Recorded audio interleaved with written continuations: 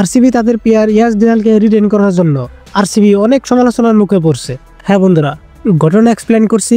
তার আগে তোমরা যদি আইপিএল এর রিটেনশন রিলিজ যদি দেখোনি, আমার এই ভিডিওতে তোমরা সবকিছু ডিটেলস দেখতে পারবে। যাই হোক, মেন টপিকে এগিয়ে যাই। মানে আরসিবি তাদের বলার ইয়াস দোয়ালকে রিটেন করেছে। ইয়াস দোয়ালের কাহিনীটা হয়তো তোমরা সবাই জানো যে সে কি ভেজালে জড়িয়েছিল, এমনকি এখনো আছে। ওইসব মানে এখানে বলা যাবে না, কারণ চ্যানেলে ইস্যু হতে পারে।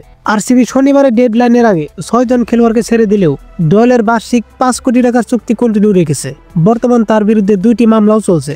এই সমস্ত পরিস্থিতি সত্ত্বেও দলে রাখার জন্য সোশ্যাল মিডিয়ায় অনেক প্রতিক্রিয়া দেখা গেছে। সাধারণত খেলাধুলার সংগঠনগুলো এমন গুরুতর অভিযোগে খেলোয়াড়দের দল থেকে সরিয়ে রাখে, বাট আরসিবি ফ্র্যাঞ্চাইজি তাকে দলে ধরে রাখছে। রিটেনশনের আগে একটা খবর এসেছিল যে ইয়াস দোয়ালকে নো ডাউট আরসিবি থেকে রিলিজ করে দেবে, বাট টোটালি উল্টা হলো। তো এটা নিয়ে এক ফ্যানে বলে ইয়াস দোয়াল রিটেইনড, শ্যামলেস ম্যানেজমেন্ট। অন্য একজন দোয়ালকে রিলিজ করে দেওয়া উচিত ছিল। পরে আরেকজন, সত্যি বলতে এই তালিকায় ইয়াস দোয়ালের নাম দেখে আমার ভীষণ রাগ হচ্ছে, এই লোকটার বিরুদ্ধে নাকি কয়েকটা অভিযোগ আছে। তো এটা নিয়ে আপনাদের কিছু বলার থাকলে কমেন্টসে বলতে পারেন।